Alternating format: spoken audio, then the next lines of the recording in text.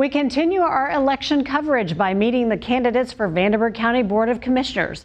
And we'll also talk about the current political landscape and how it's affecting local elections. That's coming up next on WNIN Newsmakers.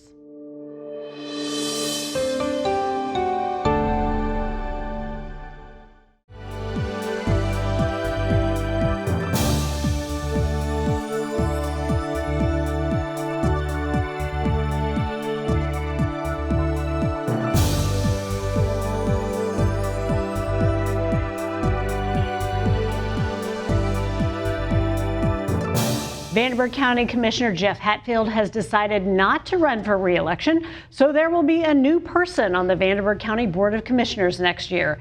The Democratic candidate joins us now, Ryan Stratman. Thank you so much for being here. Absolutely. Thank you for having me. I appreciate it. So first, just let our viewers know a little bit more about yourself. Sure. My name is Ryan Stratman. I'm a husband, father. I'm an accountant at an out-of-state firm. I work remotely here in Evansville, Vanderburgh County. I'm running because I think that people deserve a choice in who they decide for commissioner. I believe that commissioner is a very important role in county government and state, overall. And it's important that we elect someone who has the skills necessary. As an accountant, I understand bidding, I understand contracts, I understand money. I believe that I'd be best served to serve this as a manager, essentially a manager of the county, not really a politician. I don't want to be a politician. I want to be a manager of the county, rely on data, statistics, trends, and case studies from other communities that are having similar issues that we are. Okay. So you've mentioned a few of the duties that you Sure. That you think the commissioners hold or do. What do you feel like are some of the other ones that maybe some of our viewers might not be aware of, and why you're uniquely qualified to perform those? Sure. So I think one of the major roles is economic development. That's a constitutional duty that we have. And it's very important that we are building up an infrastructure, an economic infrastructure here in Vanderburgh County that can meet the needs of the next generation, the next 40, 50 years of the economy. We here have an inherited advantage. We have a competitive advantage with our infrastructure. We've got interstates now running both north, south, east, and west. We have the 7th busiest inland port in Mount Vernon. We have rail, we have air. We are basically, in my opinion, we are in prime area here to really pick up on advanced manufacturing. A lot of our GDP in Vanderburgh County and southwestern Indiana is manufacturing.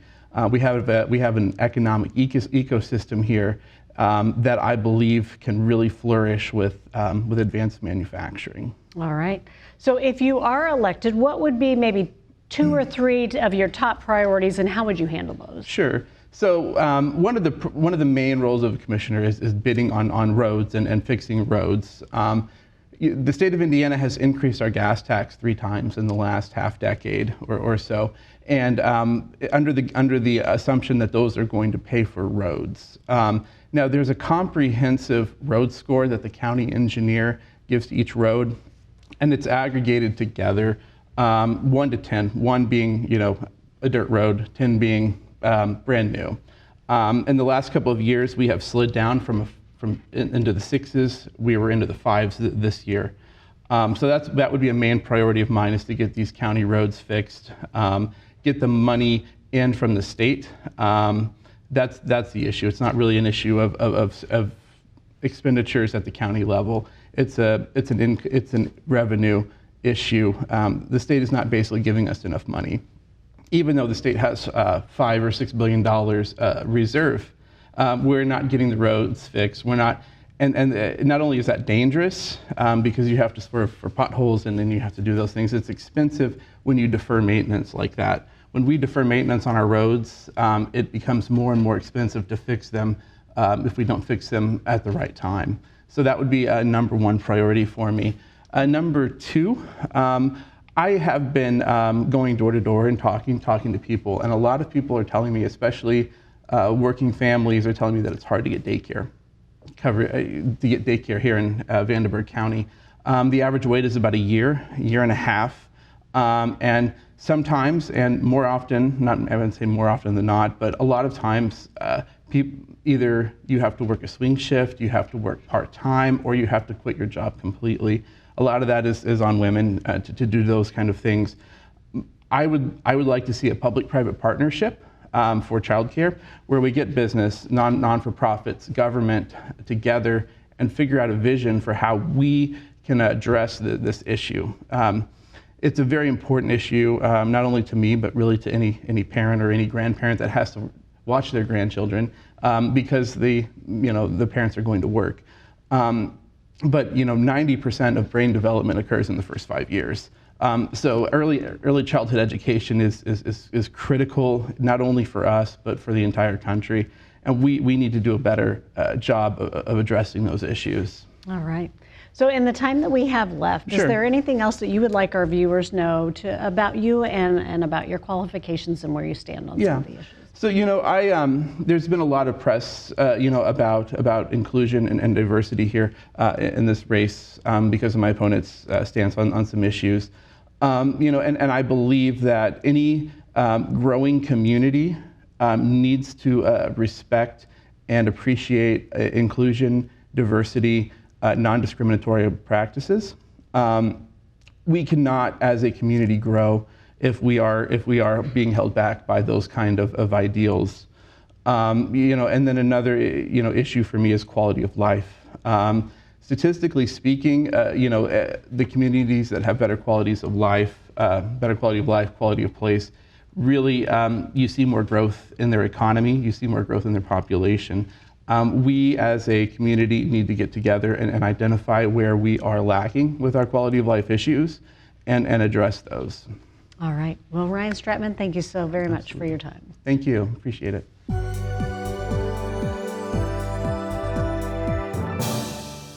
The Republican candidate for Vanderburgh County Commissioner joins us now, Justin Elpers. Thanks for being here. Thanks for having me. So can you tell us a little bit more about yourself so that our viewers understand you a little more? Sure. Grew up here in Vanderburgh County. It's always been my home. And then I graduated from Modern Day High School and then moved on to USI and got my teaching degree. Spent 14 years in teaching, and in 2019 I shifted and found another job in sales. So I work for Heritage Petroleum, myself, fuel and lubricants, and I've been there ever since. A little bit about my family. My wife and I met in high school and then in college, and then we got married and we decided to raise a family here, and a lot of our extended family is here, so it's when we have holidays, there's always a lot of people around and so forth. So, and then we have 6 children, yes, 6, and it's just always busy. Mm-hmm. We got a lot of practices to go to in the evenings and so forth, and they range from 15 all the way down to 1. And then my political career got started in 2015, and I won that election in 2016 on city council, and I've been on there ever since. And yeah. Okay. So you're running for county commissioner. So help us understand maybe some of the duties of county commissioner that we might not know about, and why you're the best candidate to perform those duties. I believe I'm the best candidate because of my experience in teaching as well as sales. I always had to, working in those roles, I have to compromise a lot and work with others to come to a common goal. With my 6 children and my wife we live here in this community. I want the best for them. I want them to stick around and raise a family here. I want it to be a place where they can find a good job, feel safe, and just find a good quality of place and be comfortable. And so looking ahead at the commissioner's role, that's an executive role, and they're planning out and envisioning what the future might be, and then they come up with a proposed budget, and then that passes on to the county council, and that has to be either passed or or decline. So it's been a wonderful experience during the campaign. Met a lot of business owners and so forth and constituents, and they want somebody in there that's willing to listen and has the experience and the know-how to do the job. So you mentioned budgeting, and we know there's some other kind of the more visual and duties that we see in the newspaper or see on the news. But are there any decisions that are made on the commissioner's level, the county commissioner's level, that we might not be aware of that you can help us understand the role a little more? Well, it's really important for the commissioners. I mean, they're looking at roads, bridges. I mean, there's I think over 500 miles of roads in Vanderburgh County, and I think it's crucial that we allocate money to those roads that need the improvements. Also, the commissioners have the tools to drive economic growth. Working with the Southern Indiana Builders Association the last several years, that's one huge indicator of how this county is doing, is that commissioners can put forth policies, city council can approve zoning ordinances and so forth that allow businesses to build homes and to grow, and it's a domino effect, because if you got good housing going up, think about all the other jobs that go into housing. You got roofing, you got plumbing, you got electrical, you got concrete. There's just so many things involved there. So I did receive their endorsement because they thought my economic policies would help drive growth here in Vanderburgh County. And I also would like to mention too, it's very important, and it's almost across the board on who I talk to, is public safety. And it's great to have all these other wonderful ideas, but if you don't feel safe in this community, people aren't going to want to stay here and live here. So I have a good track record of supporting the police department, and then here recently the FOP had their candidates night, and they felt, due to my experience and what I've done in the past on helping them get the resources they need, they endorsed me as well. So if you are elected, what would you pick as your maybe top 2 or 3 priorities, and how would you dig in and start to handle them? First is economic growth, and then second would be public safety, and the third would just be that quality of place. So I've talked a little bit about all 3 of those things, but it's just important that you have the right person in that job who knows who to talk to. For example, last 6 years on city council, I've had a good relationship with Evansville Regional Economic Partnership Group, the one that merged together with the Chamber of Commerce and Gage, and worked a lot with them and getting passages of incentives for companies here in town, and for new companies to come here and existing companies. And what we passed are those incentives is that helps those companies grow. It helps them hire more people, and that's the drive, and that's the drive, or economic drive, in this community. That is a good policy that the commissioners can utilize. And then also just backing, the sheriff and what he needs, what he wants to do to keep his personnel safe, and the tools that they may need, make sure they're getting that. And then the quality of place, my experience has been, appropriating money for the new pool, extending, improvements on the greenway. So I think, all of that collectively, if I were to be elected commissioner, are things that I've already done and would look to improve in the county. Okay. Well, in the time we have left, is there anything else that you would like for our viewers to know about you, or your stance, or what you hope to get accomplished? I guess the last year and a half, I've been working really, really hard to meet with all kinds of people in this community. And, I think it's really simple, is that we all want the same thing. We want good jobs, we want to feel safe, and we want a good quality of place. And having the experience I've had the last 6 years, I feel like I can do the job well, and I would appreciate their vote. All right, Justin Elfers, thank you for your time. Thank you.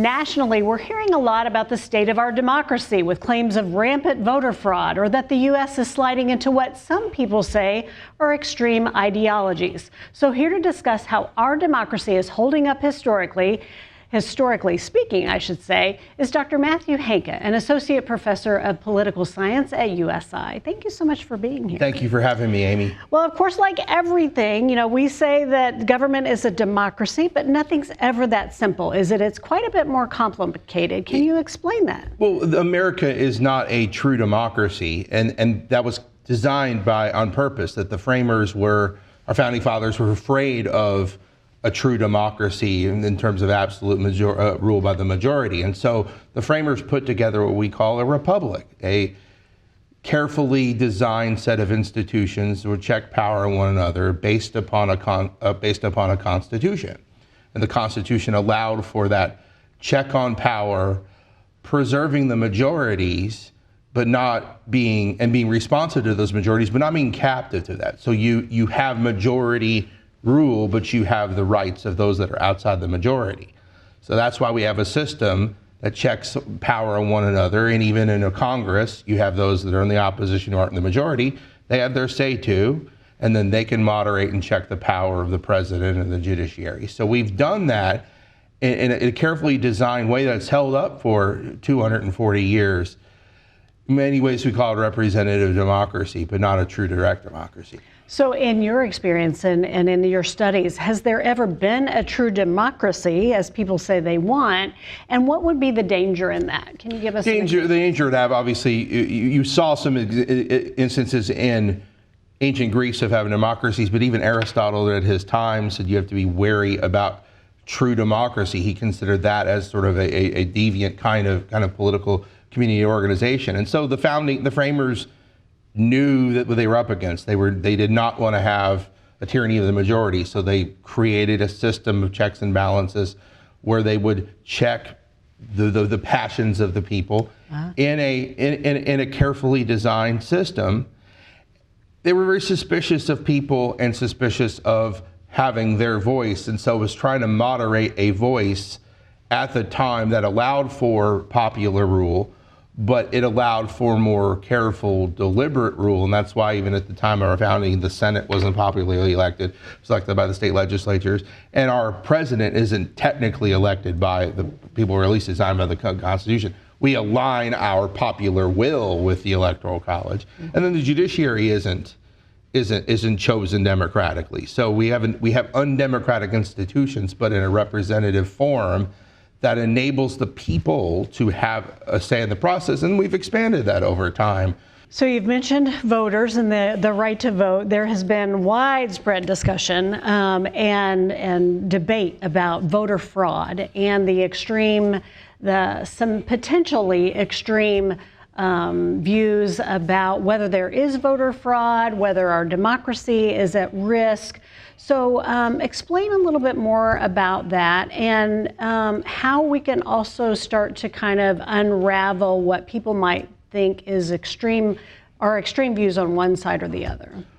There is not a lot of instances of voter fraud. If all the studies have shown, even in the 2020 presidential election, there are very few instances of true fraud or corruption where there have been a mishandling of votes or miscounting. For the most part, we have very good voter procedures.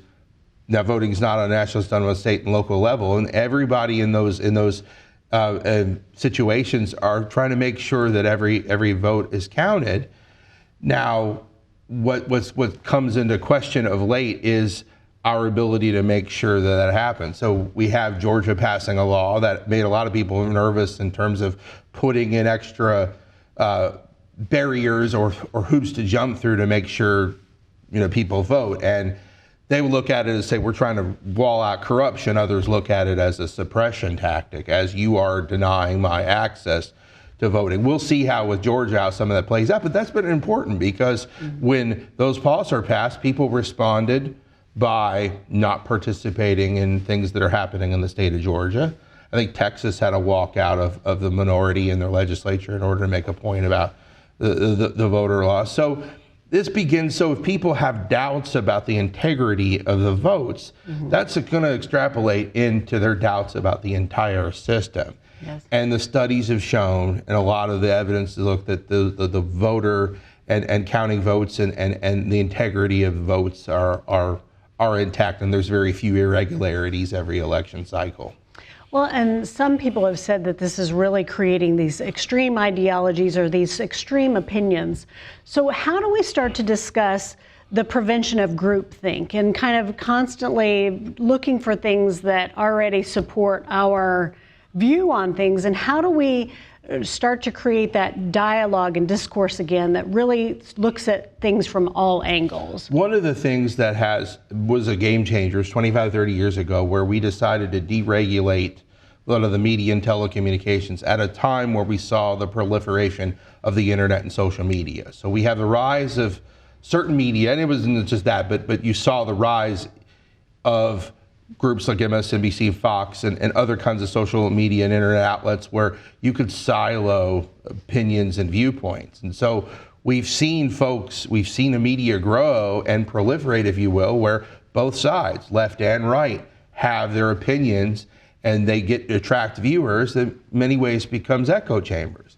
At the same time, you have a lot of news organizations that have dwindled or diminished the amount of money and resources that are put in to do investigative reporting, to really get at the truth of what's going on, whether it's issues on the local level or whether it's issues on the national level. I read my New York Times Sunday edition, a lot of books, and sometimes those stories are no different than maybe the paper 40 years ago in terms of, even if this is the most we're getting at some things, then there's a concern there. And so we have to be committed to telling the truth and telling the story and putting resources into investigative journalism, putting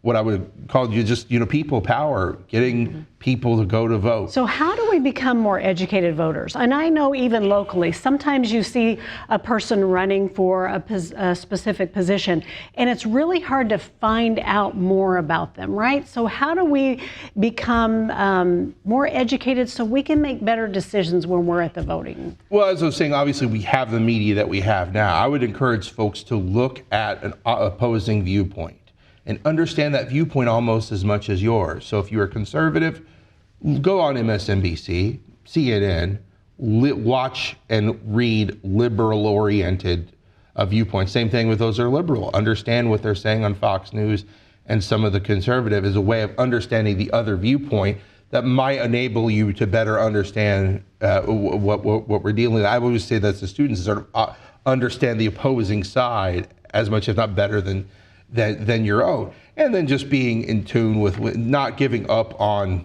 local media, not giving up on public media like we're on today, where the commitment by PBS and WNIN to really get down and really understand the issues. It's just not staying in one silos, not ascribing to groupthink, as you say, but just taking that time and not always be following the crowd in terms of particular viewpoints and perspectives. So how do you think the current economic situation is going to influence the election in the fall? I mean, so much being talked about in terms of inflation. But because the voters will always associate situations going on with the current economic times with political leaders, it's a wait and see. Now, historically, a lot of presidents of their own will lose the midterm. They will lose ground in the midterms. The fact that there have been some positive gains with legislation passed in several months, there are some Democrats are cautious that maybe they can possibly hold on to the Senate. Maybe there's possibility of the House, but historically, for many reasons, those folks don't. The president's party will often lose seats. But inflation, people are going to vote for their pocketbooks, and they understand it makes a difference. Now, if it gets better, and we've seen gas prices going down, and if they continue to go down, that may have an impact. But people see and they know, hey, my dollar is not stretching as far, and they usually point to the president and other politicians that bear that responsibility.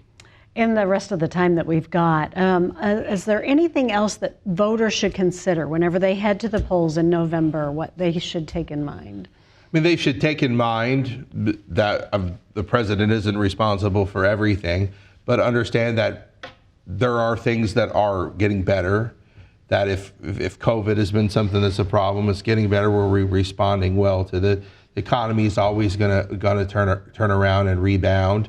Some voters might also be motivated with the Supreme Court decision of overturning or leaving the states to decide situations regarding abortion. So I think a lot of people are going to go to the polls with sort of differences in mind. Republicans are worried about too much government intervention, too much other government programs. Democrats are going to look at the abortion issue, look at voter suppression, look at those other things. I think it's just vote, because Right. that's the importance. That's how we have a healthy democracy. We had 62% voter turnout in 2020. It was about 54 in 2016. That says a lot about record turnout and who doesn't vote. So everybody needs to participate if they can and have their voice heard. Their voice makes a difference, and it makes a difference in the outcome. They know that they can, whatever they say at the ballot box is going to have an impact. And beyond just the national races, it really affects them locally as well. We can't lose sight of these local races. No, we also. can't. We can't lose sight that, yes, a lot of national politics are going to be informed, but local candidates, these are the people that you know, they're your friends and neighbors, and they're just as important, and just your voice matters just as much, because you're going to be affected by their decisions every single day. Now, sometimes some people, one party or the other, have a tendency to maybe go straight ballot, and sometimes that can be easier, but it's important that voters discern on all levels, that maybe what's satisfying them on the national level. I like President Biden, but I like this Republican candidate locally, or vice versa. I support Trump, but boy, I like that particular Democratic candidate. And so just, have an open mind and read a lot and understand people's opposing viewpoints and vote. All right. Vote. Thank you, Dr. Henke. Thank you very much. Your time. Appreciate it. Thank you. Thanks again to Dr. Henke from USI, as well as the candidates for Vanderburgh County Commissioner, for joining us this week. Next week, we're going to get some spirited analysis and election predictions from local legends, Judge Les Shively and Pat Childers. Thanks for watching WNIN Newsmakers.